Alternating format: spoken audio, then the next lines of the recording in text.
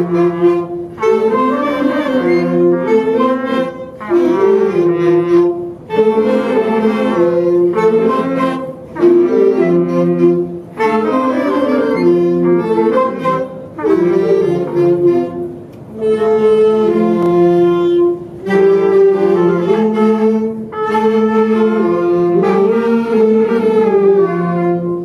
me in welcoming on stage to discuss sports education, the roles of school leaders, is Lolade Adewi. Please give a round of applause to Lolade Adewi. Mr. Lolade Adewi, please.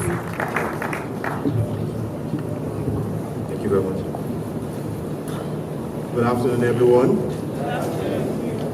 It's good to be here. And my paper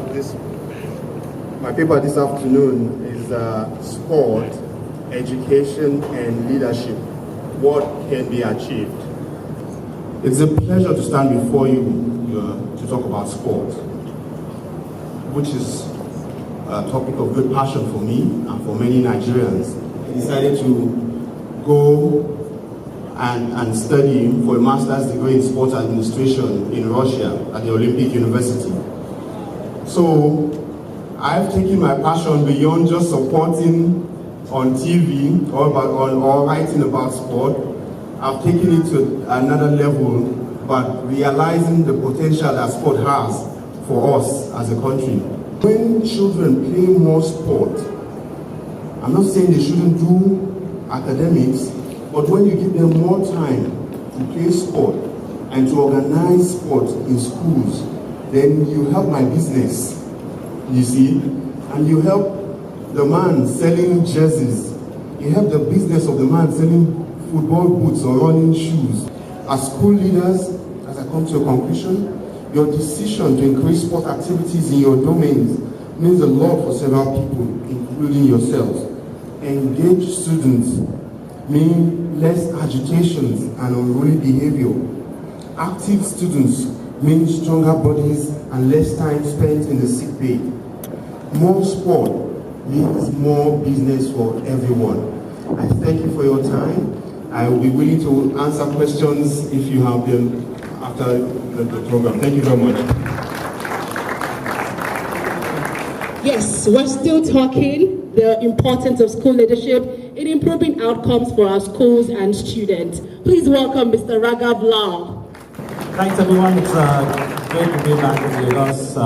My name is Raghav Lal, I'm the CEO for Transnational Academic Group. Our history in the education industry, for us at least, it's only been 10 years. And I know I was with the school yesterday, which has been running for over 30 years. And I think a lot more people, I think a lot of the administrators, teachers, principals sitting in this room might actually have put together a lot more experience than me sitting up over here. Welcome on stage, Dr. Adebodu Soyaolu. Leadership is the ability to inspire willing and conscious followership. And I'm asking you, those of us who call ourselves leaders of schools in different roles and capacities, will people follow you if they have a choice? Will people follow you if there are no sanctions? Will people follow you if they have more time and information about the way you do your things? Ask yourself. Let's go forward. The only way forward is this. You must enhance your own leadership quotient by growing bigger minds. The future is yours. And that summarizes my presentation. I thank you very much for listening. We're about to start our panel of discussion. We have our panelists amongst us, and I'm super excited because we're about to get some quality information from them. Please give a round of applause to Folarin Mikule. Good afternoon, everyone. And invite the guest speakers, the panelists, to the stage. And I'd like to start with Lanre Olushola, citation. We'll then be calling on Darrell McGraw. I'll be calling on Raghav Lal. I'll be calling on Dr. Adebodu Soyaolu. Dr. Adebodu. A round of applause once again to Biola Alabi. Responsibility is it to build the pipeline of this leadership or these leaders for schools? I think it has to be from within, you promote, but then when you want to grow and scale up your business or your education, so it depends on what your process is. Are you running just a nursery or primary school? Are you planning on growing into a secondary institution and upwards from that? So, thank you.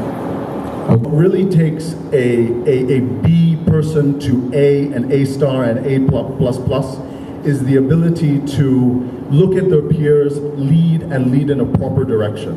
And if there's one thing that I could say about perhaps not the past, but about the future, we will need that type of leadership within the educational community to engender that change. I would like to then start taking the question. So if you have any question, Binta has.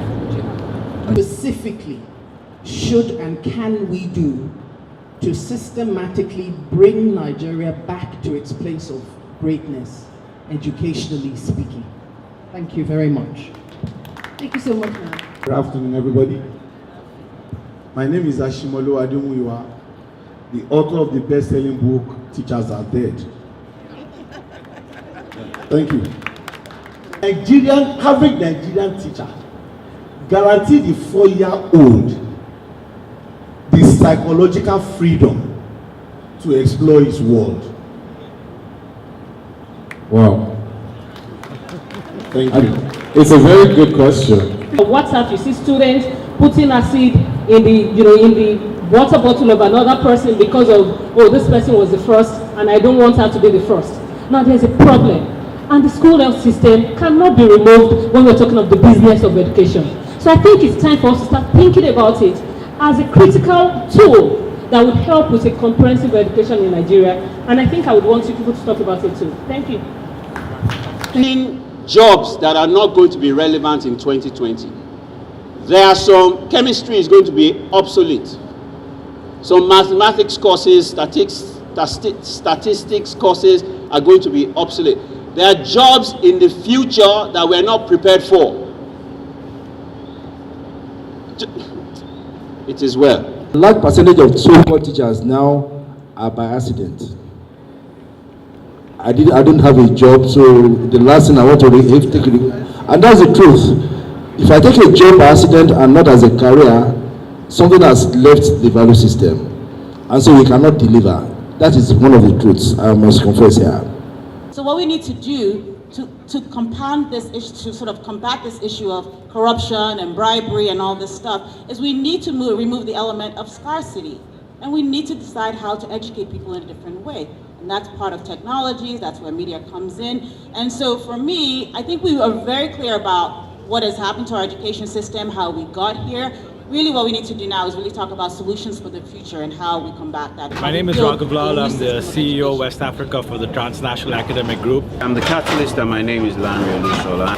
Hello, my name is Bemileke Oscar, or you're better known as Oscar. My name is Folawe Omikole and I'm the CEO of Teach for Nigeria. I'm Dr. Adebodun Sonyogu,